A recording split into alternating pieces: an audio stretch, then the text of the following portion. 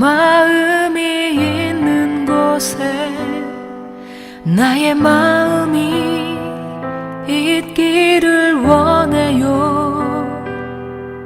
아버지, 당신의 눈물이 고인 곳에 나의 눈물이 고이길 원해요. 아버지, 당신이 바라보는 영혼에게 나의 두 눈이 향하길 원해요. 아버지, 당신이 울고 있는 어두운 땅에 나의 두 발이 향하길 원해요.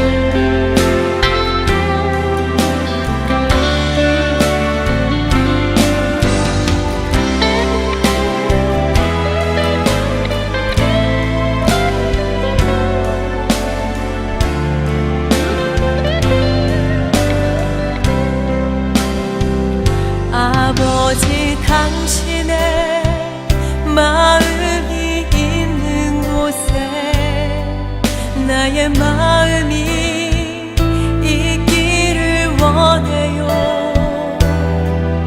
아버지, 당신의 눈물이 고인 곳에 나의 눈물이 고이길 원해요.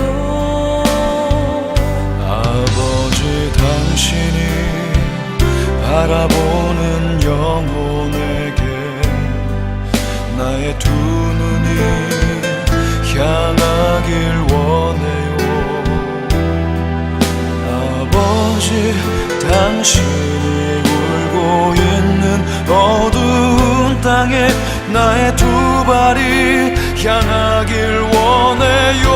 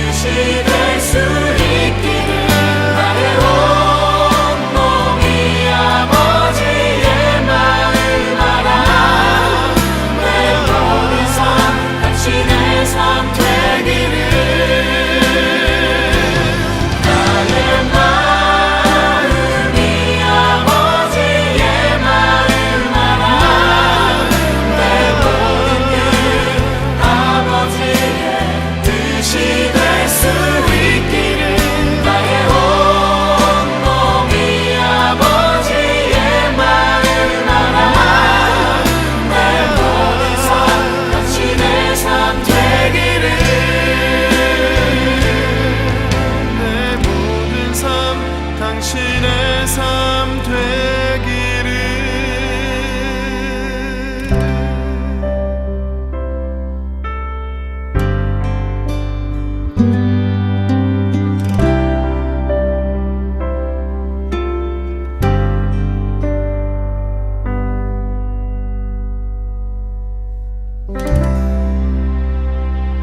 오늘 함께 묵상할 말씀은 역대하 13장 10절로 22절 말씀입니다. 10절, 우리에게는 여호와께서 우리 하나님이 되시니 우리가 그를 배반하지 아니하였고 여호와를 섬기는 제사장들이 있으니 아론의 자손이요 또 레위 사람들이 수종들어 매일 아침 저녁으로 여호와 앞에 번제를 드리며 분향하며 또 깨끗한 상에 진설병을 놓고 또 금 등잔대가 있어 그 등에 저녁마다 불을 켜나니 우리는 우리 하나님 여호와의 계명을 지키나 너희는 그를 배반하였느니라. 하나님이 우리와 함께하사 우리의 머리가 되시고 그의 제사장들도 우리와 함께하여 전쟁의 나팔을 불어 너희를 공격하느니라. 이스라엘 자손들아, 너희 조상들의 하나님 여호와와 싸우지 말라. 너희가 형통하지 못하리라. 여로보암이 유다의 뒤를 둘러 복병하였으므로 그 앞에는 이스라엘 사람들이 있고 그 뒤에는 복병이 있느니라. 유다 사람이 뒤를 돌아보고 자기 앞뒤의 적병으로 말미암아 여호와께 부르짖고 제사장들은 나팔을 부니라. 유다 사람이 소리 지르매 유다 사람이 소리 지를 때에 하나님이 여로보암과 온 이스라엘을 아비야와 유다 앞에서 치시니 이스라엘 자손이 유다 앞에서 도망하는지라. 하나님이 그들의 손에 넘기셨으므로 아비야와 그의 백성이 크게 무찌르니 이스라엘이 택한 병사들이 죽임을 당하고 엎드러진 자들이 50만 명이었더라. 그때 이스라엘 자손이 항복하고 유다 자손이 이겼으니 이는 그들이 그들의 조상들의 하나님 여호와를 의지하였음이라. 아비야가 여로보암을 쫓아가서 그의 성읍들을 빼앗으니 곧 베델과 그 동네들과 여사나와 그 동네들과 에브론과 그 동네들이라. 아비야 때에 여로보암이 다시 강성하지 못하고 여호와의 치심을 입어 죽었고 아비야는 점점 강성하여 아내 14을 거느려 아들 22과 딸 16명을 낳았더라. 아비야의 남은 사적과 그의 행위와 그의 말은 선지자 이도의 주석책에 기록되니라. 아멘. 오늘 말씀의 제목은 여호와와 싸우지 말라라는 것입니다. 오늘 본문은 르호보암의 아들 아비야와 여로보암 간의 싸움에 대한 말씀입니다. 아비야의 40만 군사가 여로보암의 80만 군사를 물리친 사건이기도 합니다. 흥미로운 것은 예수님의 비유 가운데 누가복음 14장 31절로 33절에 보면 이런 말씀이 있습니다. 또 어떤 임금이 다른 임금과 싸우러 갈 때 먼저 앉아 1만 명으로 저 2만 명을 건드리고 오는 자를 대적할 수 있을까 헤아리지 아니하겠느냐. 만일 못할 터이면 그가 아직 멀리 있을 때 사신을 보내어 화친을 청할지니라. 이와 같이 너희 중의 누구든지 자기의 모든 소유를 버리지 아니하면 능히 내 제자가 되지 못하리라. 이 비유의 말씀의 목적은 누구든지 예수님의 제자가 되고자 하면 무릇 자기 십자가를 지고 예수님을 따라야 할 것을 말씀하시기 위해서 바로 제자됨의 대가에 대한 말씀으로 하신 비유입니다. 그런 의미에서 아비야가 40만 명의 군사로 80만 명의 여로보암의 군사와 싸우려 한 것은 어찌 보면 무모한 일일 것입니다. 그러나 우리의 신앙생활에서 이 같은 무모한 일은 수없이 일어나는 것을 우리가 알고 있습니다. 가장 대표적인 예가 소년 다윗과 골리앗과의 싸움입니다. 결과는 다윗의 승리로 끝난 것을 우리가 알고 있습니다. 그러면 이 같은 무모한 싸움에서 소년 다윗과 40만의 아비야가 승리할 수 있었던 원인은 무엇일까요? 그것은 바로 이 무모한 싸움에 여호와께서 개입하셨기 때문입니다. 동시에 이 무모한 싸움에서 승자들은 한결같이 여호와를 의지하였다는 사실입니다. 다윗은 이런 믿음으로 싸워서 이긴 것을 우리가 알고 있습니다. 사무엘상 17장 45절에 보면 너는 칼과 창과 단창으로 내게 나오거니와 나는 만군의 여호와 이름 곧 내가 모욕하는 이스라엘 군대의 하나님의 이름으로 내게 나아가노라 라고 다윗이 고백했습니다. 오늘 본문에서 아비야는 적군인 여로보암과 이스라엘 무리들을 향해서 이렇게 말했습니다. 5절에 보면 이스라엘 하나님 여호와께서 소금 언약으로 이스라엘 나라를 영원히 다윗과 그의 자손에게 주신 것을 너희가 알 것 아니냐. 그런 의미에서 아비야 승리에 두 가지 이유가 있는데, 첫 번째는 아비야는 하나님께서 다윗과 그의 자손에게 주신 소금 언약을 강조하였다는 사실입니다. 소금 언약은 변하지 않는 언약을 의미합니다. 반면에 여로보암은 소금 언약을 버리고 아론 계통의 제사장이 아닌 어린 수송아지 1마리와 수양 7마리만 있으면 장립받을 수 있는 일반 제사장을 세웠던 것입니다. 이것은 하나님의 계명을 지키는 자와 하나님을 배반한 자의 엄청난 차이를 가져왔던 것입니다. 다시 말해 아비야의 말에 의하면 여로보암은 80만 명의 군사로 40만의 아비야 군사를 이기려 한 것뿐만 아니라 가장 심오한 오류는 여로보암이 이스라엘의 조상들의 하나님 여호와와 싸우려고 했던 것입니다. 그런 의미에서 둘째, 이 세상 그 어느 누구도 여호와와 하나님과 싸우려면 안 된다는 사실입니다.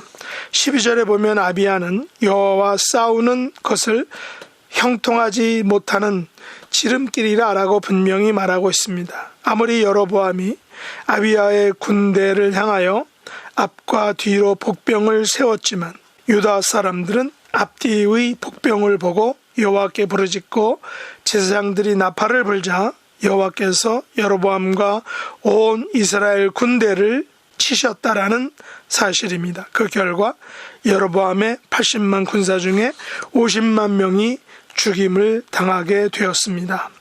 이에 아비야는 여로보암을 쫓아가서 그의 성읍들을 빼앗았고 아비야 때에 여로보암이 다시 강성하지 못하고 여호와의 치심을 입어 여로보암이 죽었다라고 기록하고 있습니다.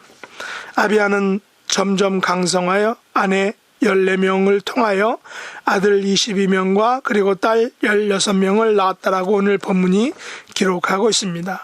이 같은 숫자를 기록한 것은 아비야의 위상을 높이려는 의도이지만 또한 아비야가 그들의 조상들의 하나님 여호와만을 의지한 분명한 눈에 보이는 대가라는 사실입니다. 물론 아비야에 대한 평가는 열왕기서와 역대기서가 상반되는 것을 볼 수 있습니다. 열왕기서는 아비야를 부정적으로 평가합니다. 열왕기상 15장 3절과 4절에 보면 아비얌이, 여기서 아비얌은 아비야를 의미합니다. 아비얌이 그의 아버지가 행한 모든 죄를 행하고 그의 마음이 그의 조상 다윗의 마음과 같지 아니하여 그의 하나님 여호와 앞에 온전하지 못하였으나 그의 하나님 여호와께서 다윗을 위하여 예루살렘에서 그에게 등불을 주시되 그의 아들을 세워 뒤를 잇게 하사 예루살렘을 견고하게 하셨으니 라고 기록하고 있습니다. 여기서 아비야, 즉 아비얌은 그의 아버지 르호보암이 행한 죄를 반복하였지만 그의 조상 다윗을 위하여 다윗을 보고 그에게 등불을 주셨는데 그 등불이 바로 아비야의 아들 아사 왕인 것입니다. 다음 장에 나오는 아사 왕입니다. 반면에 본문에 보듯이 아비야는 40만으로 80만을 이기고 여로보암이 다시 강성하지 못하게 하였으며 아내와 아들과 딸에 관해 다산의 축복을 받게 됩니다. 물론 아비야의 통치가 3년밖에 안 되는 이유는 성경에 분명히 나와 있지는 않지만 아비야의 신앙은 일반 사람들처럼 선과 악, 다시 말해 신앙과 불신앙의 굴곡을 가진 삶이었던 것을 볼 수 있습니다. 그러나 아비야와 여로보암의 전쟁을 통하여 우리가 분명히 알 수 있는 것은 절대로 하나님 여호와와 싸우지 말아야 한다라는 사실입니다. 다시 말해 여호와 하나님을 배반하면 반드시 형통하지 못한다라는 사실입니다. 반면에 우리가 아무리 수적인 열쇠를 가지고 있고 경험과 연륜이 부족하고 적다 할지라도 우리가 여호와께 부르짖고 제사장들이 나팔을 불며 최선을 다해 하나님을 의지한다면 반드시 승리한다라는 것입니다. 여로보암의 결정적 실패는 바로 아론 계통의 제사장들을 파직하고 돈을 받고 세운 제사장들을 우상 제사에 세웠기 때문입니다. 22년의 정치 연륜을 가진 여로보암 왕이 고작 3년밖에 안 되는 아비암 왕에게 패하여 죽임을 당한 것은 그가 하나님 여호와와 싸우려 했고 동시에 하나님을 배반하고 일반인으로 제사장을 세웠기 때문입니다. 이것은 분명한 하나님의 언약, 소금 언약에 대한 분명한 배신 행위에서 나온 것입니다. 오늘날 우리는 여전히 다윗과 아비야처럼 때로는 영적으로 무모한 싸움을 해야 할 때가 있습니다. 그러나 그 싸움에서 우리가 수적인 열세와 연륜이 적음에도 불구하고 유일하게 분명하게 승산이 있는 것은 우리가 여호와께 부르짖을 수 있고 그리고 반드시 부르짖어야 하고 여호와께서 우리를 위해 싸워주신다면 반드시 그 싸움에서 우리는 승리할 수 있는, 이길 수 있는 믿음을 가지는 것입니다. 이런 믿음의 사람이 될 수 있기를 예수님의 이름으로 축복합니다. 기도하겠습니다. 하나님 아버지, 저희들이 세상과의 싸움에서 수적 열세에도 불구하고 승리할 수 있는 충분한 이유가 있음을 알기 원합니다. 또한 그것으로 인해 감사를 드립니다. 그 승리는 바로 우리가 여호와께 부르짖고 여호와께서 우리를 위해 싸워 주실 때인 줄 믿습니다. 여로보암처럼 미련하게 하나님과 싸우는 우리를 범하지 않기를 원합니다. 다윗이 그랬듯이 오늘 본문에서 아비야가 그러했듯이 온전히 하나님을 의지함으로 승리하는 삶을 사는 저희들이 되게 하여 주시옵소서. 예수님의 이름으로 간절히 기도드리옵나이다. 아멘.